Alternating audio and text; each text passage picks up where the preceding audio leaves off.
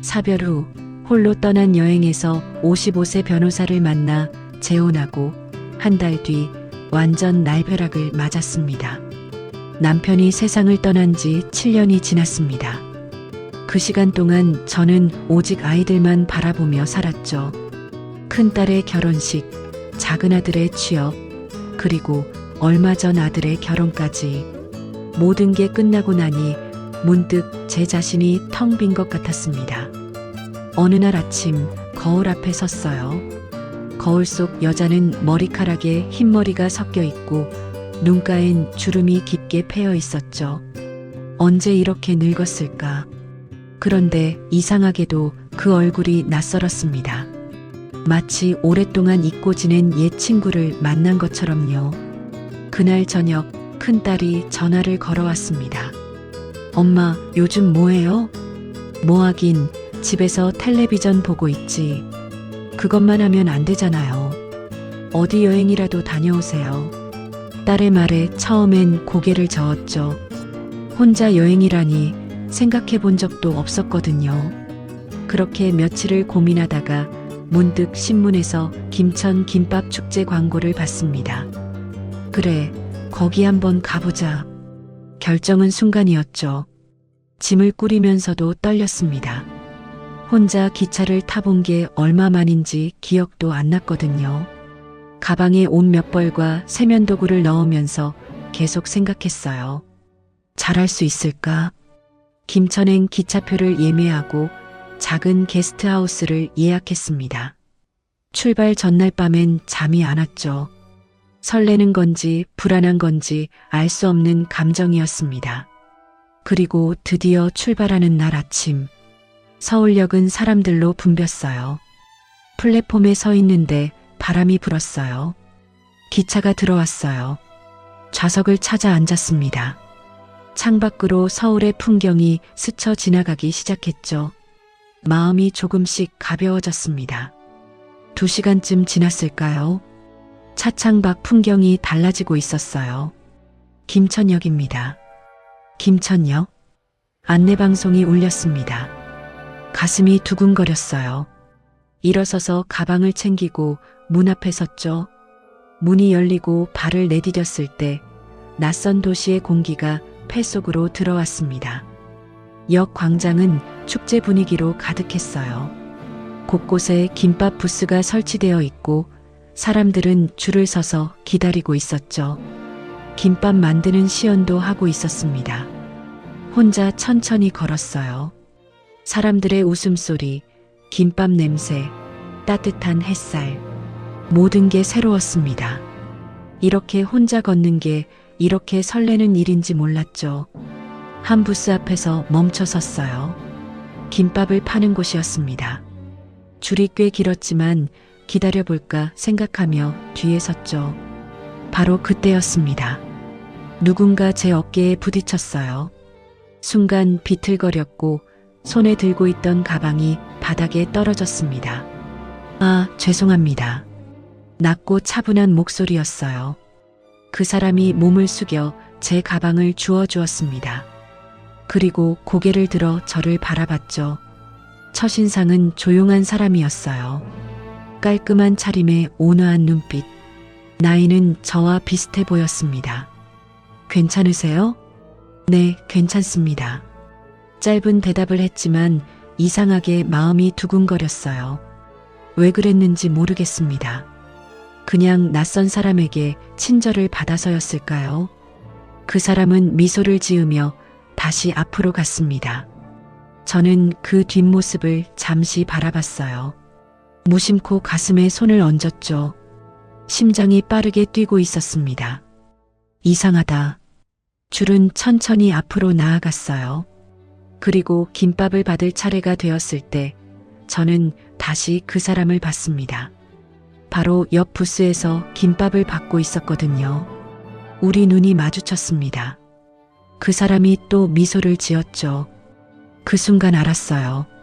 이 여행이 단순한 여행으로 끝나지 않을 거라는 걸. 김밥을 받아들고 광장 벤치에 앉았습니다. 한 입 베어 물었어요. 단무지의 아삭한 소리, 참기름 향, 그리고 따뜻한 밥의 온기. 참 오랜만에 느껴보는 평온함이었죠. 혼자 오셨어요? 옆에서 목소리가 들렸습니다. 아까 그 남자였어요. 제 옆 벤치에 앉아 김밥을 먹고 있었죠. 네, 그냥 혼자 여행 나왔어요. 저도요. 혼자가 편할 때가 있죠. 그렇게 우리는 자연스럽게 대화를 시작했습니다. 저는 서진우라고 합니다. 김천에서 개인 변호사 사무소를 운영하고 있어요. 저는 김선희예요. 서울에서 왔고요. 진우 씨는 부드럽게 웃었어요. 웃는 모습이 참 편안해 보였습니다. 날카로운 구석 하나 없이 둥글둥글한 인상이었죠. 김밥 축제는 처음이세요? 네, 신문에서 보고 왔어요. 김밥이 좋아서요. 저도 매년 오는 편인데 올해가 제일 사람이 많네요. 그 말에 주위를 둘러봤습니다. 정말 곳곳에 사람들이 가득했어요. 가족들, 연인들, 친구들. 모두 행복해 보이는 얼굴들이었죠. 문득 외로움이 밀려왔습니다. 나만 혼자구나. 그런 생각이 들었어요. 선희 씨, 김밥 어때요? 진우 씨가 물었습니다. 맛있어요. 정성이 느껴져요. 그렇죠. 김밥은 단순한 음식이 아니라 정성이에요. 그 말에 고개를 들어 진우 씨를 봤습니다. 그는 김밥을 바라보며 잔잔하게 웃고 있었어요. 예전에 아내가 자주 싸줬거든요. 김밥. 그때는 몰랐는데 이게 얼마나 손이 많이 가는 음식인지. 아내. 그 단어가 가슴에 묵직하게 와닿았습니다. 지금은 안 계세요? 3년 전에 세상을 떠났어요. 진우 씨의 목소리가 낮아졌습니다. 그의 눈빛에서 깊은 슬픔이 느껴졌죠. 저도 남편을 7년 전에 잃었어요. 그 말을 하자 진우 씨가 저를 바라봤습니다. 우리는 잠시 말없이 서로를 바라봤어요. 같은 아픔을 가진 사람들만이 나눌 수 있는 침묵이었습니다. 힘드셨겠어요. 진우 씨도요. 그렇게 우리는 김밥을 먹으며 계속 이야기를 나눴습니다. 아이들 얘기, 일상 얘기, 소소한 취미 얘기. 신기하게도 말이 잘 통했어요. 저기 김밥 만들기 체험하는 곳이 있는데 가보실래요? 진우 씨가 제안했습니다. 좋아요. 우리는 함께 체험 부스로 갔습니다. 앞치마를 두르고 김발을 받았죠. 진행자가 설명을 시작했어요. 먼저 김 위에 밥을 고르게 펴주시고요. 손이 서툴렀습니다. 밥이 자꾸 한쪽으로 몰렸어요. 이렇게 하시면 돼요. 진우 씨가 옆에서 시범을 보여줬습니다. 그의 손놀림은 능숙했어요. 자주 해보셨나 봐요? 아내가 살아있을 때 가끔 같이 만들곤 했어요. 그렇게 말하는 진우 씨의 얼굴에 그리움이 스쳤습니다. 속재료를 올리고 말기 시작했어요. 진우 씨는 금방 말아냈지만 저는 자꾸 풀어졌죠. 천천히 하세요. 급하게 말면 터져요. 진우 씨가 웃으며 말했습니다. 그 웃음소리가 참 따뜻했어요. 드디어 김밥이 완성됐습니다. 모양은 들쭉날쭉했지만 제 손으로 만든 김밥이라 뿌듯했죠. 예쁘게 나왔네요. 거짓말. 이거 완전 삐뚤어졌어요. 그래도 정성이 들어갔잖아요. 진우 씨가 진심으로 말했습니다.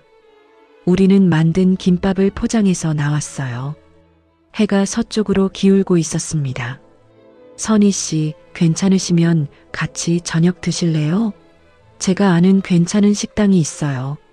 잠시 망설였습니다. 낯선 남자와 저녁을 먹는다는 게 조심스러웠거든요. 하지만 진우 씨 눈빛은 진실해 보였어요. 좋아요. 우리는 광장을 벗어나 골목으로 들어갔습니다. 한적한 골목길이었어요. 가로등에 불이 켜지기 시작했죠. 저기가 제가 말한 식당이에요. 진우 씨가 가리킨 곳은 작은 한식당이었습니다. 간판도 낡고 평범해 보였어요. 안으로 들어가니 따뜻한 공기가 감쌌습니다. 손님은 몇 없었죠. 자리에 앉아 메뉴를 봤어요. 여기 된장찌개가 정말 맛있어요. 그럼 그걸로 주문할게요. 주문을 하고 기다리는 동안 창밖을 봤습니다. 어둠이 내리고 있었어요. 거리에 사람들이 오가고 가게마다 불이 켜졌습니다. 바로 그때였습니다. 식당 문이 열리며 한 여자가 들어왔어요. 30대쯤 되어 보이는 날씬한 여자였습니다. 그 여자는 우리 테이블을 지나치다가 멈춰섰죠. 진우 씨를 빤히 쳐다봤어요. 진우 씨도 그 여자를 봤습니다. 순간 그의 표정이 굳어졌어요. 미세한 변화였지만 저는 느낄 수 있었습니다. 여자는 뭔가 말하려다가 결국 고개를 돌리고 다른 테이블로 갔습니다. 아는 분이에요? 제가 물었습니다. 진우 씨는 잠깐 머뭇거리더니 웃으며 말했죠. 닮은 사람인 줄 알았어요. 하지만 그 웃음이 자연스럽지 않았습니다. 뭔가 감추는 듯한 느낌이었어요.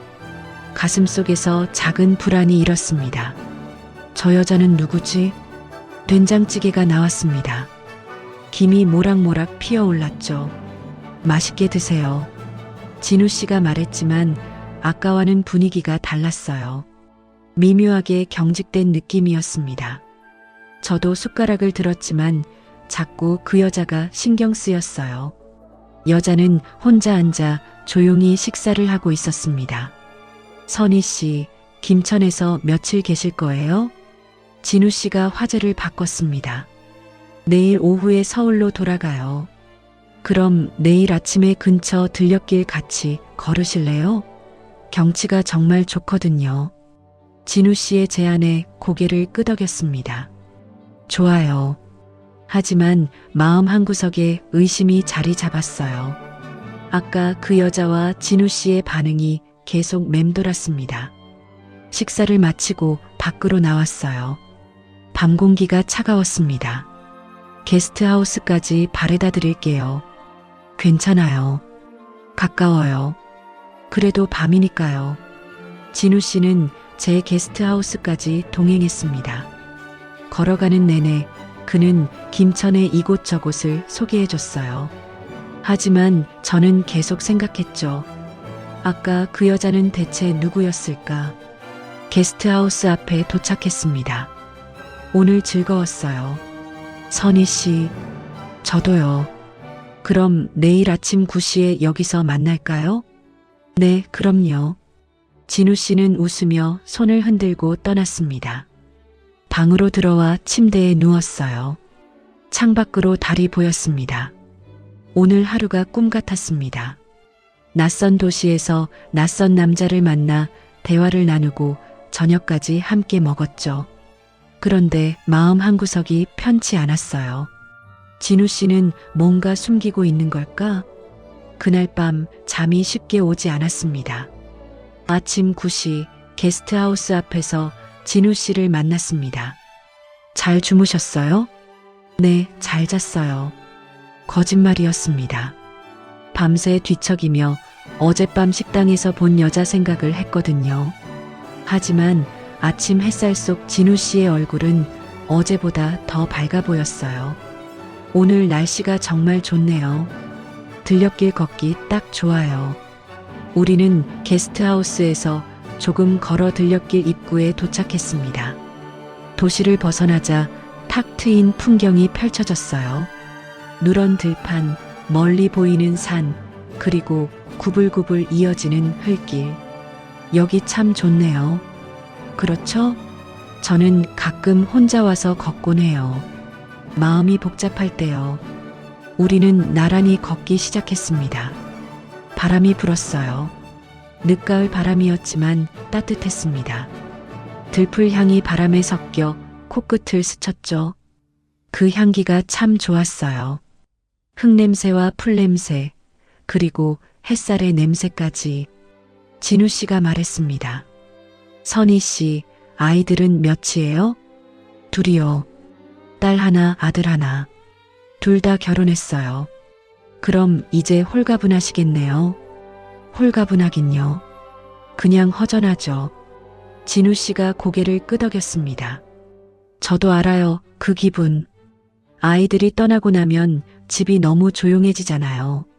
진우 씨도 자녀 있으세요? 잠시 침묵이 흘렀습니다. 진우 씨는 앞을 보며 천천히 말했어요. 없어요. 아내가 아이를 가질 수 없는 몸이었거든요. 그 말에 가슴이 아팠습니다. 죄송해요. 제가 괜한 질문을. 아니에요. 괜찮아요. 진우 씨는 웃었지만 그 웃음 뒤로 슬픔이 느껴졌어요. 우리는 계속 걸었습니다. 발밑으로 낙엽이 바스락거렸죠. 가끔 새소리가 들리고 멀리서 농기계 소리가 희미하게 들렸습니다. 이 나이에도 설레네요. 진우 씨가 갑자기 말했어요. 네. 누군가와 이렇게 걷는 게요. 오랜만이거든요. 그 말에 제 심장이 빨리 뛰기 시작했습니다. 얼굴이 뜨거워졌어요. 저도 모르게 웃음이 나왔죠. 저도 그래요. 진우 씨가 저를 바라봤습니다. 그의 눈빛이 따뜻했어요. 마치 오래된 친구를 보는 것 같은 편안한 눈빛이었습니다. 선희 씨는 참 좋은 분 같아요. 저도 진우 씨가 편해요. 순간 우리 사이에 묘한 기류가 흘렀습니다. 설렘과 어색함이 뒤섞인 감정이었어요. 진우 씨가 먼저 고개를 돌렸습니다. 저기 벤치가 있네요. 잠깐 앉아 쉴까요? 나무 벤치에 나란히 앉았어요. 앞으로 들판이 한없이 펼쳐져 있었습니다. 햇살이 따사로웠죠. 진우 씨가 가방에서 물병을 꺼냈습니다. 물 드실래요? 고마워요. 물병을 받아 마셨어요. 시원한 물이 목을 타고 넘어갔습니다. 그때 진우 씨가 손목을 만지작거렸어요. 뭔가 불편한 듯 보였죠. 손목에 팔찌가 걸려 있었는데 자꾸 흘러내리는 것 같았습니다. 팔찌가 헐렁한가 봐요. 제가 말했어요. 아, 이거요? 좀 큰 것 같긴 해요. 진우 씨가 팔찌를 빼려다 손을 멈췄습니다. 하지만 팔찌는 이미 손목에서 빠져 무릎 위로 떨어졌어요. 저는 자연스럽게 그걸 집어들었습니다. 은색 체인 팔찌였어요. 그런데 작은 명패에 글씨가 새겨져 있었습니다. 도윤. 제가 팔찌를 보며 물었어요. 누구 이름이에요? 진우 씨의 표정이 잠깐 굳어졌습니다. 하지만 곧 웃으며 말했죠. 예전에 도와준 아이 이름이에요. 도와줬다는 게 법률 상담을 해줬어요. 어려운 일이 있어서 찾아왔던 아이였죠. 그 아이가 고마워하며 선물로 준 거예요. 그렇게 말하는 진우 씨의 목소리는 평온했습니다. 하지만 뭔가 석연치 않았어요. 도윤. 그 이름이 이상하게 낯익었습니다. 어디서 들어본 것 같은데 기억이 나지 않았죠. 팔찌를 돌려주며 물었어요. 소중한 거네요. 계속 차고 다니시네요. 뭐 기념품 같은 거죠. 진우 씨는 태연하게 팔찌를 다시 찼습니다. 하지만 제 눈에는 그의 손이 미세하게 떨리는 게 보였어요. 뭔가 숨기고 있어. 직감이 그렇게 말했습니다. 다시 걷기 시작했어요. 하지만 아까와는 분위기가 달랐습니다. 진우 씨는 평소처럼 이런저런 얘기를 했지만 저는 계속 그 팔찌 생각만 했죠. 선희 씨, 괜찮으세요? 표정이 안 좋아 보여요. 아니요, 괜찮아요. 그냥 조금 피곤한 것 같아요.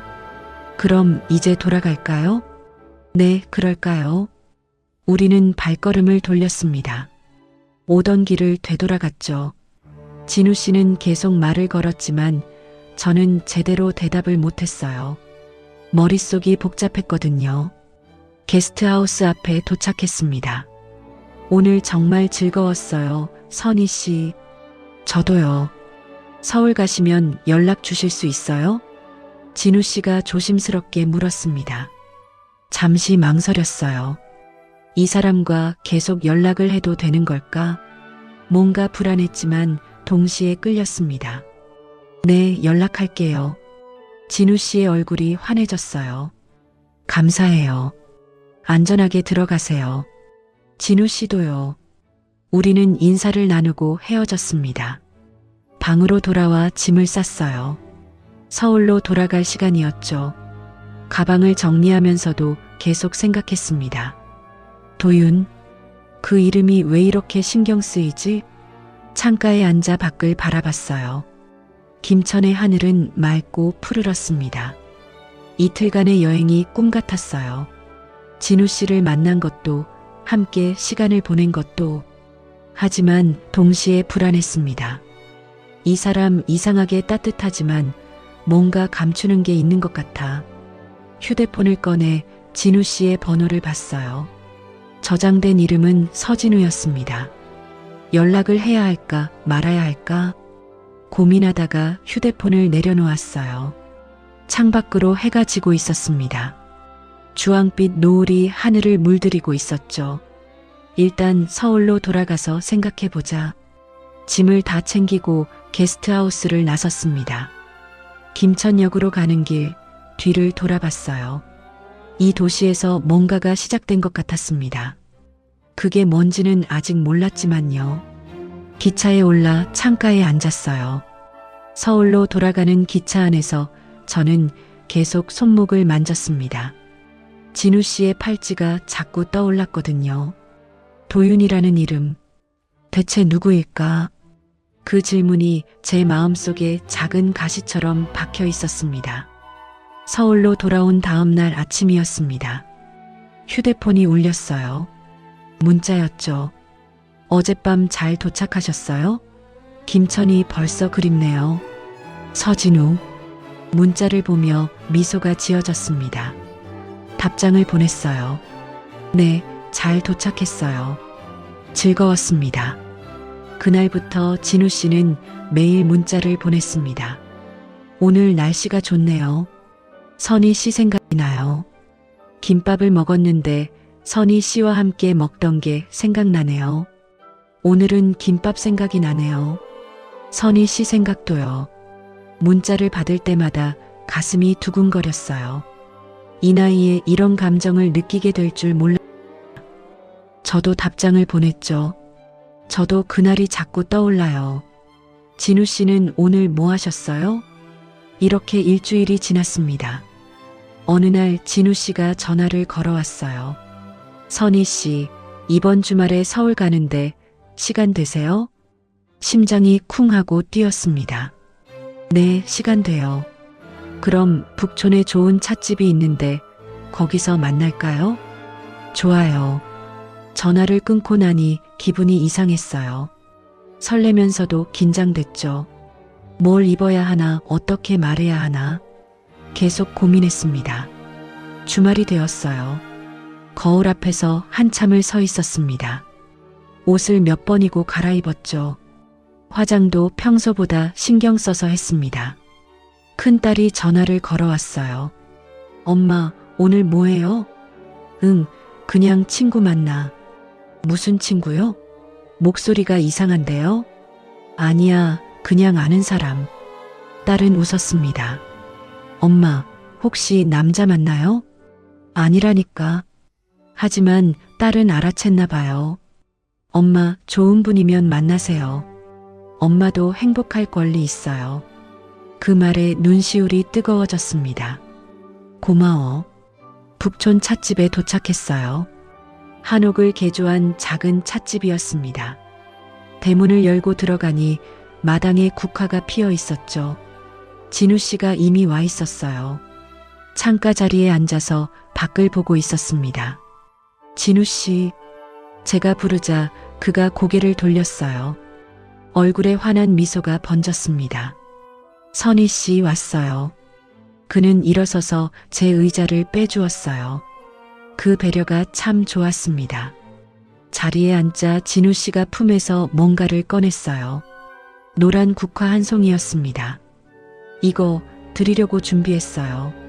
국화를 받아들었습니다. 은은한 향이 났어요. 예쁘네요. 고마워요. 김천에서 바람에 머리카락 날리던 모습이 국화 같았어요. 그래서 보자마자 선희 씨 생각이 났죠. 얼굴이 뜨거워졌습니다. 진우 씨는 정말 말을 곱게 했어요. 차 메뉴판을 보며 주문했습니다. 국화차와 대추차를 시켰죠. 여기 자주 오세요? 제가 물었어요. 진우 씨가 잠깐 머뭇거렸습니다. 가끔 와요. 조용해서 좋거든요. 그때 찻집 주인 할머니가 차를 가져왔어요. 할머니는 진우 씨를 보더니 반갑게 웃었습니다. 오랜만이네요. 네, 그렇네요. 차를 내려놓고 할머니가 가려다 멈춰 섰어요. 그리고 저에게 살짝 몸을 기울여 속삭였습니다. 그분 예전에도 같은 자리에 앉아서 다른 분께 국화를 드렸어요. 순간 심장이 철렁했습니다. 할머니는 그 말을 남기고 가버렸어요. 저는 국화를 쥔 채 굳어 있었습니다. 다른 분에게도 국화를? 진우 씨를 바라봤어요. 그는 제 표정을 읽었는지 미소를 지으며 말했습니다. 아, 할머니가 그 얘기를 하셨나 봐요. 무슨 얘기요? 아내요. 예전에 아내랑 여기 자주 왔었어요. 아내가 국화를 좋아해서 매번 사다 줬죠. 진우 씨의 눈빛이 슬펐습니다. 그런데 이상해요. 이 향을 맡으면 새로 시작하는 기분이 들어요. 슬픔보다 희망이 먼저 떠오르더라고요. 그 말이 왠지 진심 같았어요. 제 불안한 마음이 조금 가라앉았습니다. 죄송해요. 제가 괜한 오해를. 아니에요. 당연히 의심할 수 있죠. 저도 선희 씨 입장이었으면 그랬을 거예요. 진우 씨는 차를 한 모금 마셨습니다. 선희 씨, 저는 솔직하게 말하고 싶어요. 아내를 잃고 3년 동안 정말 힘들었어요. 매일 그리워하며 살았죠. 그의 목소리가 떨렸습니다. 그런데 선희 씨를 만나고 나서 처음으로 느꼈어요. 다시 살아갈 수 있겠다는 생각이요. 제 손을 조심스럽게 잡았어요. 따뜻한 손이었습니다. 선희 씨, 저와 진지한 관계를 생각해 주실 수 있을까요? 가슴이 두근거렸습니다. 너무 빨리 진행되는 것 같았지만 동시에 진우 씨의 진심이 느껴졌어요. 저도 진우 씨와 함께 있으면 편해요. 시간을 드릴게요. 천천히 생각해 보세요. 우리는 차를 마시며 계속 이야기를 나눴습니다. 일상적인 얘기부터 깊은 얘기까지. 시간 가는 줄 몰랐어요. 해가 지기 시작했습니다. 이제 집에 가봐야겠어요. 바래다 드릴게요. 괜찮아요. 아니에요. 같이 가요. 진우 씨는 제 집 근처 지하철역까지 따라왔습니다. 역 앞에서 인사를 나눴어요. 오늘 정말 좋았어요, 선희 씨. 저도요. 연락할게요. 네. 집으로 돌아오는 길, 손에 든 국화를 바라봤습니다. 은은한 향이 계속 났어요. 집에 들어와 국화를 꽃병에 꽂았습니다. 그리고 소파에 앉아 생각했죠. 진우 씨와 진지하게 만나도 될까? 그때 큰딸에게 전화를 걸었어요. 엄마 어땠어요? 응, 좋은 사람 같아. 그럼 됐네요. 엄마가 행복하다면요. 딸의 말에 눈물이 났습니다. 며칠 뒤 작은 아들도 전화를 걸어왔어요. 누나한테 들었어요. 엄마 남자 만난대요? 응. 좋은 분이에요? 응, 좋은 분 같아. 그럼 만나세요. 엄마도 이제 행복할 권리 있어요. 아이들의 허락을 받은 것 같아 마음이 놓였습니다. 그날 밤 진우 씨에게 문자를 보냈어요. 저 진우 씨와 진지하게 만나고 싶어요. 얼마 지나지 않아 답장이 왔습니다. 감사합니다, 선희 씨. 행복하게 해드릴게요. 그 문자를 보며 웃었어요. 새로운 시작이었습니다. 오랜 슬픔 끝에 찾아온 두 번째 봄. 하지만 제 마음 한구석엔 여전히 작은 불안이 남아 있었습니다. 도윤이라는 이름. 김천 식당에서 본 그 여자. 고개를 저었어요. 그냥 제 기우일 거라고 생각하려 애썼습니다. 창밖으로 달이 떠 있었어요. 이번엔 정말 행복할 수 있을까? 그렇게 믿고 싶었습니다. 진우 씨와의 관계는 빠르게 진전됐습니다. 만난 지 석 달 만에 우리는 결혼을 결정했어요. 아이들도 축복해줬고 주변 사람들도 좋아했습니다. 늦은 나이에 만나서 더 소중하게 여기게 될 거예요. 진우 씨가 말했죠. 간소하게 식을 올렸어요. 가족들만 모여서 조촐하게 예식장 대신 작은 레스토랑에서 식사를 하며 축하를 받았습니다. 진우 씨의 집으로 들어갔어요. 김천의 아담한 단독주택이었습니다. 마당에 감나무가 있고 조용한 동네였죠. 여기서 행복하게 살아요. 진우 씨가 제 손을 잡으며 말했습니다. 처음 한 달은 정말 행복했어요. 진우 씨는 따뜻하고 배려심 많은 남편이었습니다. 아침마다 커피를 내려주고 밤마다 제 이야기를 들어줬어요. 하지만 조금씩 이상한 점들이 보이기 시작했습니다. 진우 씨는 서재문을 항상 잠가뒀어요. 청소를 하겠다고 해도 거긴 내가 할게요. 하며 말렸죠. 휴대폰도 마찬가지였습니다. 화면을 제게 보이지 않으려 했고 전화가 오면 다른 방으로 가서 받았어요. 뭔가 숨기는 게 있나? 의심이 들기 시작했습니다. 결혼한 지 한 달쯤 되었을 때였어요. 진우 씨가 샤워를 하러 욕실로 들어갔습니다. 저는 거실에서 텔레비전을 보고 있었죠. 그때 소파에 놓인 진우 씨의 휴대폰 화면이 켜졌어요. 메시지 알림이 떴습니다. 아빠, 이번 주말에 갈게요. 도윤. 그 이름을 보는 순간 심장이 멈춘 것 같았습니다. 김천 들녘길에서 본 팔찌에 새겨진 이름. 손이 떨렸어요. 휴대폰을 집어들었습니다. 잠금이 안 돼 있었죠. 갤러리를 열었어요. 사진들이 쭉 나열돼 있었습니다. 대부분 풍경 사진이었지만 중간에 사람 사진이 보였어요. 한 청년이었습니다. 20살 초반쯤 되어 보이는 젊은 남자. 진우 씨와 다정하게 찍은 사진들이 여러 장 있었죠. 손이 더 떨렸습니다. 욕실에서 물소리가 들렸어요. 급하게 휴대폰을 제자리에 놓았습니다. 진우 씨가 나왔어요. 머리를 수건으로 닦으며 웃었습니다. 뭐 보고 있어요? 그냥 텔레비전이요. 거짓말이었습니다. 제 목소리가 떨리는 게 느껴졌어요.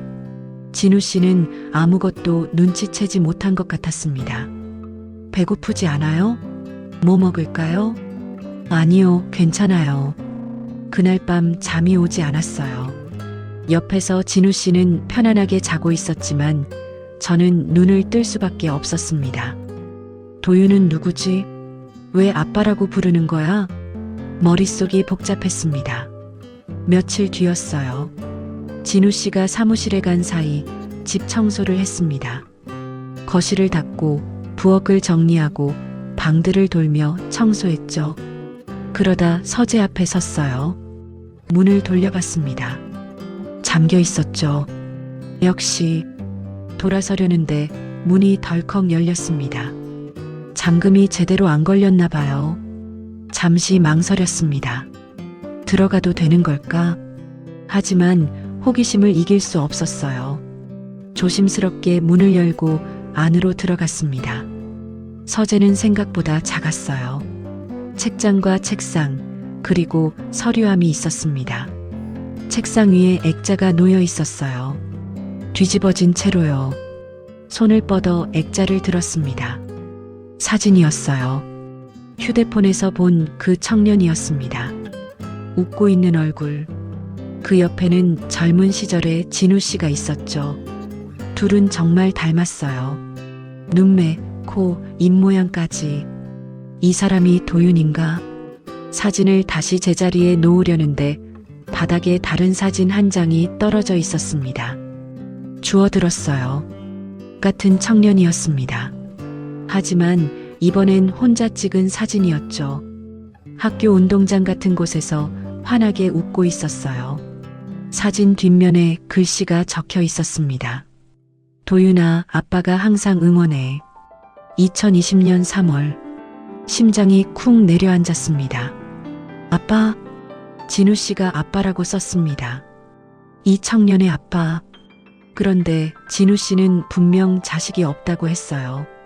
아내가 아이를 가질 수 없는 몸이었다고. 그럼 이건 뭐지? 손이 떨렸습니다. 바로 그때였습니다. 현관문 여는 소리가 들렸어요. 진우 씨가 돌아온 거였습니다. 선희 씨 있어요? 급하게 사진을 서랍에 넣었습니다. 서재 문을 닫고 복도로 나왔죠. 진우 씨가 현관에서 신발을 벗고 있었어요. 벌써 왔어요? 제 목소리가 떨렸습니다. 응, 일이 일찍 끝나서. 무슨 일 있어요? 얼굴이 안 좋은데? 아니요, 그냥 청소하느라 좀 피곤해서요. 그래요? 쉬어요. 내가 저녁 준비할게요. 진우 씨는 부엌으로 갔습니다. 저는 소파에 앉아 심호흡을 했어요. 가슴이 터질 것 같았습니다. 진정해. 진정하라고. 저녁 식사를 했지만 음식이 넘어가지 않았어요. 진우 씨는 평소처럼 이런저런 이야기를 했지만 저는 제대로 듣지 못했습니다. 선희 씨, 정말 괜찮아요? 많이 안 좋아 보이는데. 네, 괜찮아요. 그냥 좀 피곤해요. 그럼 일찍 자요. 그날 밤 침대에 누웠지만 잠이 오지 않았습니다. 옆에서 진우 씨는 편안하게 자고 있었어요. 규칙적인 숨소리가 들렸죠. 하지만 저는 눈을 감을 수 없었습니다. 도윤, 아빠, 아들. 그 단어들이 머릿속을 맴돌았어요. 진우 씨한테 물어봐야 하나? 하지만 어떻게 물어봐야 할지 몰랐습니다. 서재에 몰래 들어갔다고 말할 수도 없었고요. 창밖으로 달이 떠 있었습니다. 차가운 달빛이 방 안을 비췄어요. 설마 진우 씨가 나한테 거짓말을 한 걸까? 불안이 밀려왔습니다. 가슴이 답답했어요. 왜 숨기는 거지? 아들이 있으면 말해주면 되잖아. 이해할 수 없었습니다. 그날 이후 며칠간 저는 진우 씨를 제대로 쳐다볼 수 없었어요. 말도 줄어들었고 웃음도 나오지 않았습니다. 진우 씨도 눈치를 챘나 봐요. 선희 씨, 요즘 왜 그래요? 내가 뭘 잘못했어요? 아니에요. 아무것도 아니에요. 하지만 진실을 말할 수 없었습니다. 이 사람이 먼저 말해줬어야 하는 거 아닌가? 마음속에서 분노와 배신감이 커져갔습니다. 행복했던 신혼 한 달은 이렇게 끝나고 있었어요. 제 마음은 불안과 의심으로 가득 찼습니다. 설마 그가 숨기는 게 더 있는 걸까? 밤마다 그 생각뿐이었습니다. 며칠간 침묵이 이어졌습니다. 진우 씨는 평소처럼 일을 나갔고 저녁에 돌아왔어요. 하지만 우리 사이엔 보이지 않는 벽이 생긴 것 같았습니다. 식사 시간도 조용했어요. 전에는 이런저런 이야기를 나눴는데 이젠 잘 먹겠습니다. 잘 먹었습니다. 그 말밖에 안 나왔죠. 진우 씨가 먼저 말을 걸었습니다. 선희 씨, 내가 뭘 잘못한 거예요? 아니에요. 분명 뭔가 있어요. 말해줘요. 하지만 저는 대답할 수 없었어요. 어떻게 말해야 할지 몰랐거든요. 그냥 좀 피곤해요. 진우 씨는 더 이상 묻지 않았습니다. 그의 눈빛에서 상처가 느껴졌어요. 어느 날 오후였습니다. 진우 씨가 사무실에서 전화를 걸어왔어요. 선희 씨, 오늘 늦을 것 같아요. 저녁은 먼저 드세요. 알았어요. 전화를 끊고 한숨을 쉬었습니다. 혼자 있는 시간이 계속되니 더 힘들었어요. 온통 생각만 하게 됐거든요. 내가 너무 예민한 걸까? 하지만 마음은 쉽게 정리되지 않았습니다. 저녁을 대충 먹고 설거지를 했어요. 그리고 청소를 시작했습니다. 손을 움직이면 생각이 좀 덜할 것 같았거든요. 거실을 닦고 방을 정리하고 복도까지 왔어요. 서재 앞에 섰습니다. 문을 돌려봤어요. 이번에도 잠겨 있었습니다. 이 문 너머엔 뭐가 있을까? 돌아서려다 발걸음을 멈췄습니다. 아니야. 이건 안 되는 거야. 하지만 몸은 이미 움직이고 있었어요. 부엌으로 가서 서랍을 뒤졌습니다. 예비 열쇠가 있을 거라 생각했죠. 찾았어요. 작은 열쇠 하나가 서랍 구석에 있었습니다. 손이 떨렸어요. 이러면 안 되는데. 하지만 멈출 수 없었습니다. 서재로 가서 열쇠를 꽂았어요. 돌렸죠. 딸각. 문이 열렸습니다. 안으로 들어갔어요. 심장이 미친 듯이 뛰었습니다. 책상 위를 살폈어요. 서류들, 책들, 그리고 액자. 지난번에 본 것들이었죠. 서랍을 열었습니다. 파일이 가지런히 정리돼 있었어요. 업무 서류들이었습니다. 그 밑에 봉투 하나가 있었어요. 꺼내 들었습니다. 흰 봉투였죠. 봉투 겉면에 글씨가 적혀 있었어요. 도윤에게. 숨이 멎었습니다. 봉투를 열까 말까 고민했어요. 하지만 이미 여기까지 왔는데 멈출 수 없었습니다. 조심스럽게 봉투를 열었어요. 편지가 들어 있었습니다. 펼쳐서 읽기 시작했죠. 도윤아, 아빠가 이 편지를 쓰는 건 너한테 미안해서야. 아빠가 다시 누군가를 사랑하게 될 줄 몰랐다. 내 엄마가 떠난 뒤 3년 동안 아빠는 그냥 살아만 있었어. 매일이 똑같았고 웃는 것도 잊어버렸지. 너도 알잖니? 아빠가 얼마나 힘들어했는지. 그런데 김천에서 한 분을 만났어. 김선희 씨라고 정말 따뜻한 분이야. 그분도 남편을 잃었대. 아빠처럼 혼자 살고 있었어. 처음엔 그냥 친구처럼 지냈어. 그런데 시간이 지나면서 알았지. 아빠가 그분을 사랑하고 있다는 걸. 너한테 말하기가 두려웠어.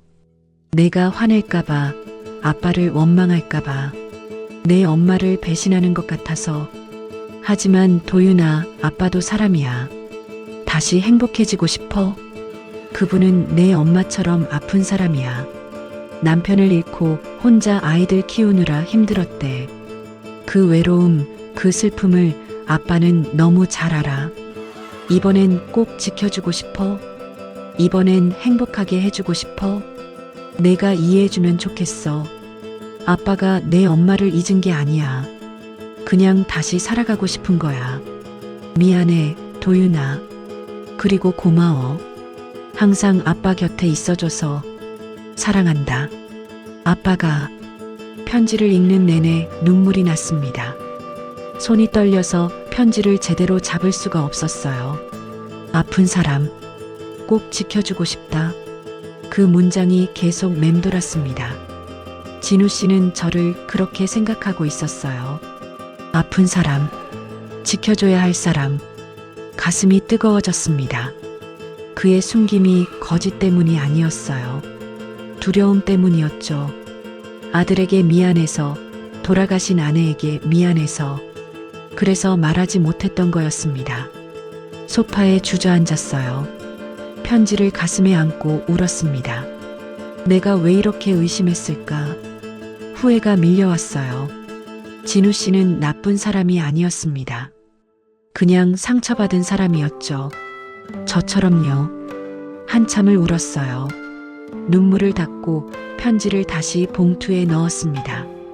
그리고 서랍에 돌려놓았죠. 서재 문을 닫고 나왔어요. 열쇠를 제자리에 돌려놨습니다. 소파에 앉아 진우 씨를 기다렸어요. 밤 9시쯤 현관문이 열렸습니다. 다녀왔어요. 진우 씨가 들어왔어요. 피곤한 얼굴이었습니다. 수고했어요. 제 목소리가 떨렸어요. 진우 씨가 저를 봤습니다. 울었어요? 눈이 빨간데. 아니에요. 거짓말이었습니다.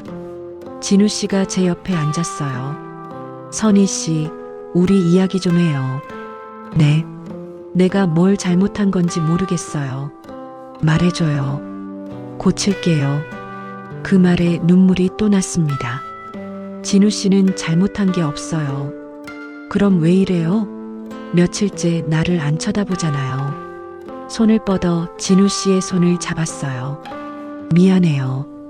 내가 예민했어요. 무슨 일이에요? 말해야 할까, 말지 말아야 할까? 고민하다가 입을 열었습니다. 진우 씨 숨기는 거 있죠? 진우 씨의 표정이 굳어졌어요. 뭘 말하는 거예요? 도윤이요. 도윤이라는 사람. 순간 진우 씨의 얼굴이 창백해졌습니다. 어떻게? 휴대폰에서 봤어요. 그리고 서재에서도. 진우 씨가 고개를 떨구었습니다. 한참 침묵이 흘렀어요. 그리고 진우 씨가 천천히 말했습니다. 말하려고 했어요. 하지만 용기가 없었어요. 괜찮아요. 이제 말해줘요. 진우 씨가 저를 바라봤어요. 눈가에 눈물이 맺혀 있었습니다. 도윤이는 제 아들이에요. 그 말에 고개를 끄덕였어요. 알아요. 편지 봤어요? 네. 진우 씨가 한숨을 쉬었습니다. 미안해요, 선희 씨. 말했어야 했는데. 손을 꼭 잡았어요. 아니에요. 이해해요. 하지만 완전히 이해한 건 아니었어요. 여전히 마음 한구석이 아팠습니다. 왜 나한테 말하지 않았을까? 그날 밤 잠자리에 들었지만 잠이 오지 않았어요. 진우 씨는 제 옆에서 자고 있었습니다. 편지 내용이 계속 떠올랐어요. 이번엔 꼭 지켜주고 싶다. 그 말이 고마우면서도 무거웠습니다. 마음의 상처는 쉽게 아물지 않았어요. 신뢰가 한번 금이 가면 회복하기 어렵다는 걸 알았습니다. 창밖으로 새벽이 밝아오고 있었어요. 우리 괜찮아질 수 있을까? 그 물음에 답을 찾을 수 없었습니다. 그날 이후 며칠은 어색하게 흘러갔습니다. 진우 씨는 도윤 이야기를 더하려 했지만 저는 아직 준비가 안 됐어요. 나중에 들을게요. 그렇게 말했죠. 진우 씨는 더 이상 말하지 않았습니다. 하지만 그의 눈빛에서 미안함이 느껴졌어요. 사흘째 되는 날 오후였습니다.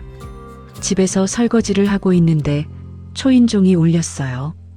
누굴까 싶어 문을 열었습니다. 낯선 청년이 서 있었어요. 순간 숨이 멎었습니다. 사진 속에서 봤던 바로 그 얼굴이었거든요. 도윤이었습니다. 혹시 김선희 씨 되시죠? 청년이 조심스럽게 물었어요. 네, 그런데요. 저는 서도윤이에요. 아버지 아들입니다. 목소리가 떨리고 있었어요. 청년도 긴장한 것 같았습니다. 아버지가 병원에 계세요. 순간 머릿속이 하얘졌습니다.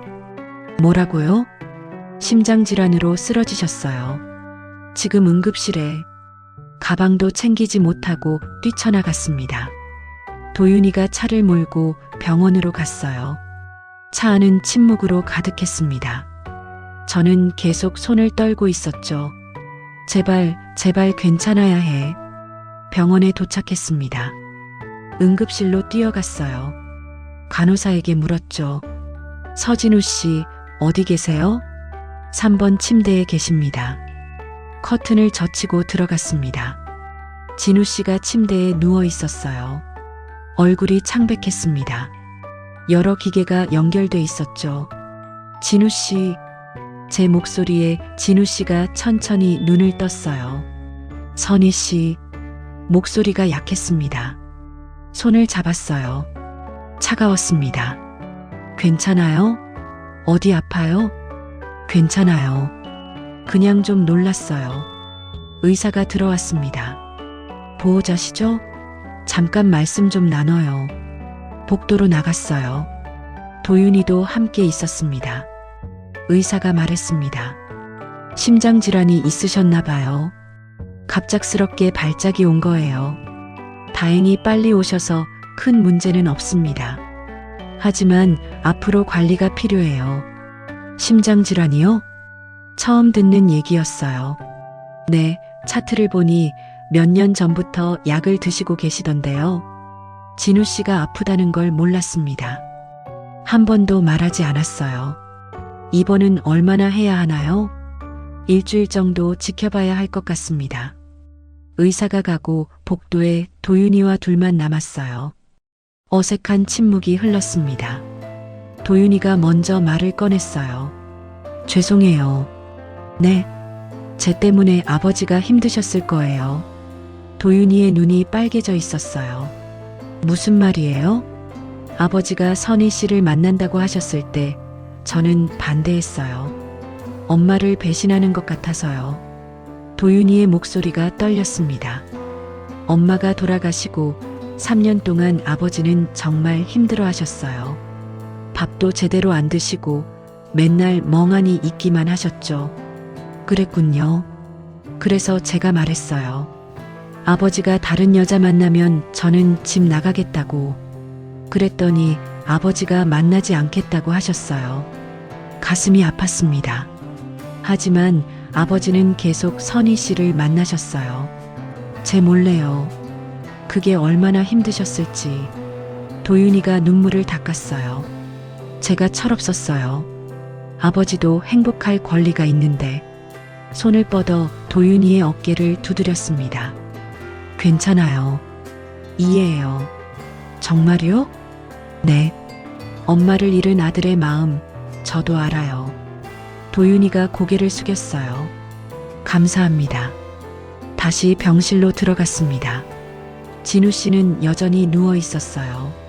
눈을 감고 있었지만 잠든 건 아닌 것 같았습니다. 진우 씨, 조용히 불렀어요. 눈을 떴습니다. 선희 씨, 왜 말 안 했어요? 아프다는 거 걱정시키기 싫었어요. 바보 같은 사람. 눈물이 났습니다. 선희 씨, 울지 마요. 어떻게 안 울어요? 진우 씨가 제 손을 잡았어요. 미안해요. 도윤이 때문에. 괜찮아요. 아니에요. 말했어야 했어요. 그 아이가 또 상처받을까봐 말할 수가 없었어요. 진우 씨의 목소리가 떨렸습니다. 그 아이 어머니가 세상을 떠난 뒤 도윤이가 말했어요. 아빠가 다른 여자를 만나면 떠나겠다고. 그래서 두려웠어요. 또 잃을까봐. 그 말에 눈물이 멈추지 않았습니다. 선희 씨를 만나고 싶었지만 도윤이가 떠날까봐 무서웠어요. 결국 둘 다 잃을까봐. 진우 씨도 울고 있었어요. 그래서 숨겼어요. 비겁하게. 미안해요. 손을 꼭 잡았습니다. 이제 됐어요. 다 이해해요. 정말요? 네. 진우 씨는 단지 두려웠던 거잖아요. 또 한 번의 상실이. 진우 씨가 제 손에 얼굴을 묻었어요. 어깨가 떨렸습니다. 한참을 그렇게 있었어요. 복도 쪽에서 인기척이 들렸습니다. 도윤이가 문틈으로 들여다보고 있었어요. 들어와요. 제가 말했습니다. 도윤이가 조심스럽게 들어왔어요. 손에 뭔가를 들고 있었습니다. 이거 가져왔어요. 김밥 도시락이었어요. 아버지가 김천 김밥 축제에서 선희 씨를 만났다고 하셨어요.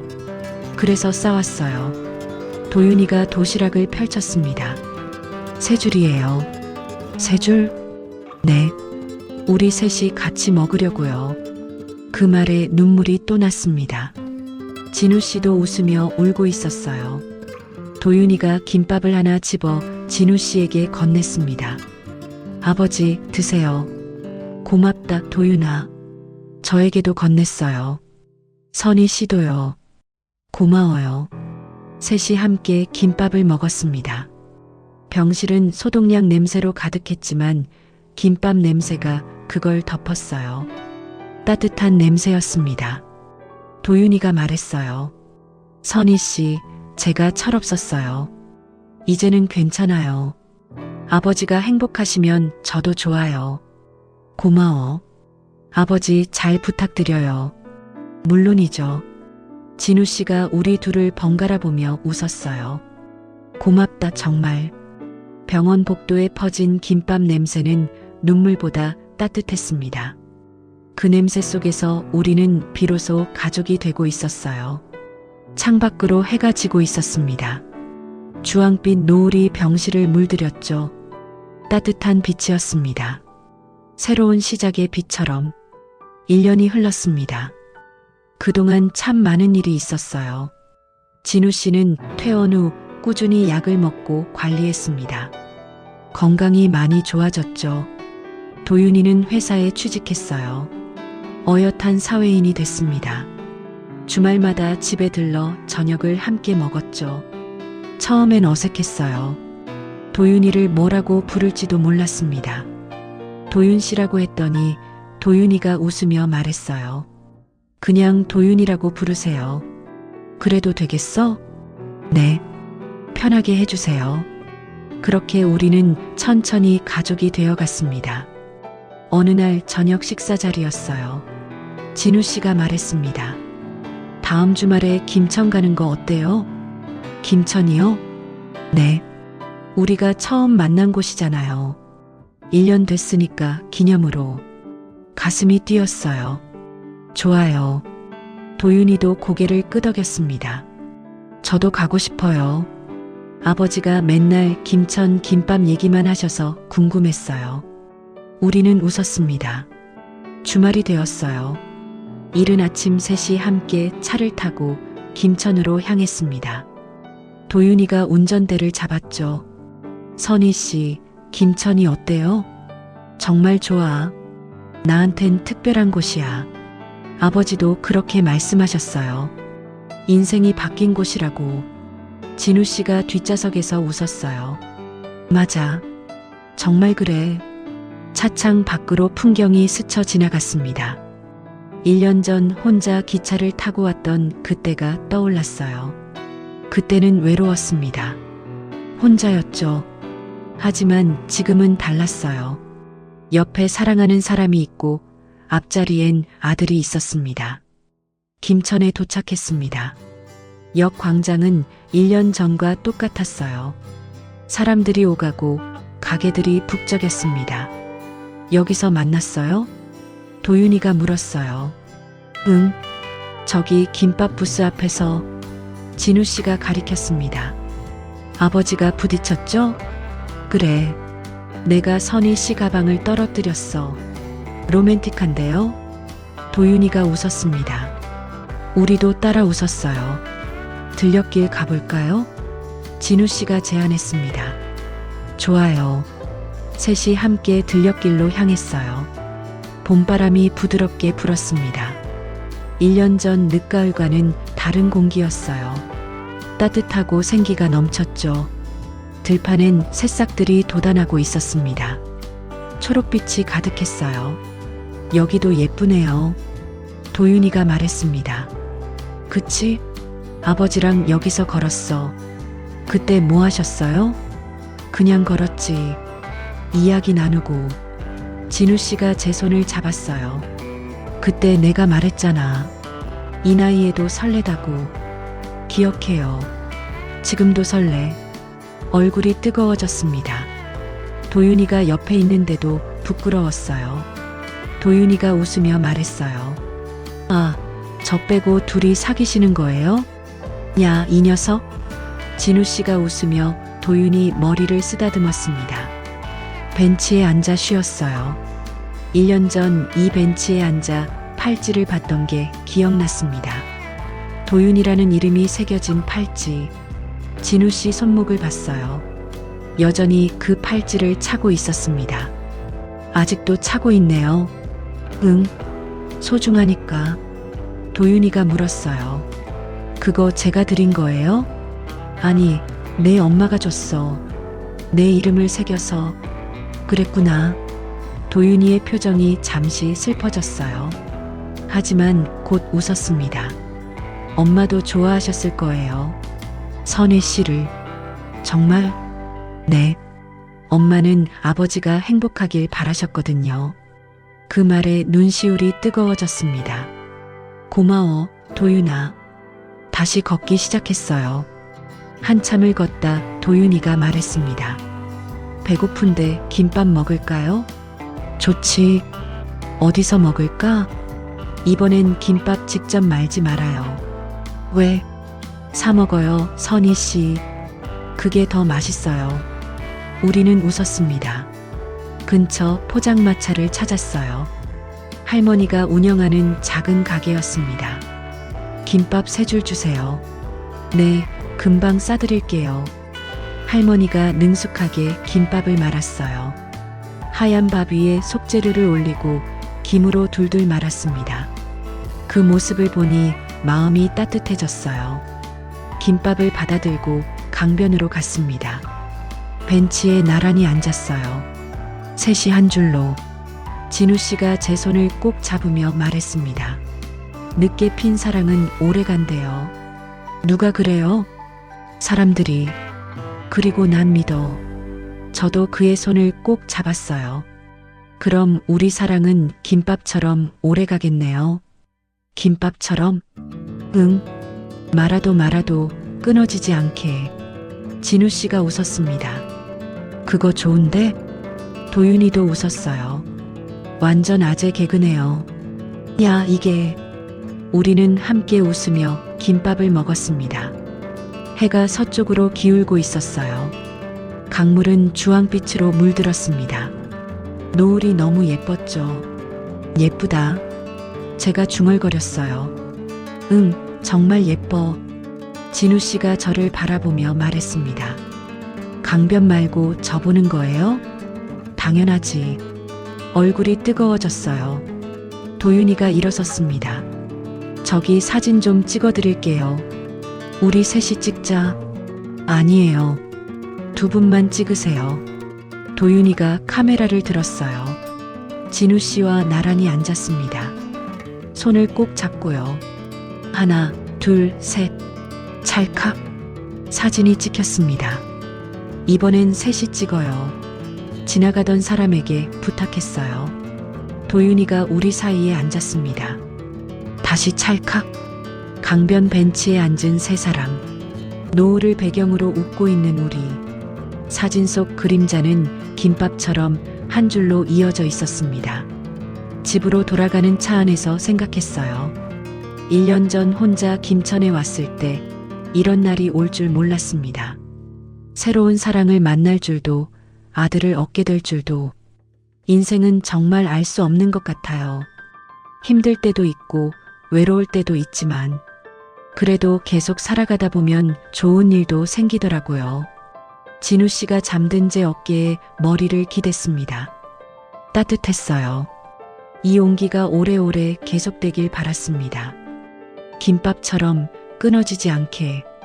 창밖으로 별이 빛나고 있었습니다. 그 별빛 아래 우리는 집으로 향하고 있었어요. 행복한 집으로. 함께 만들어갈 우리의 집으로.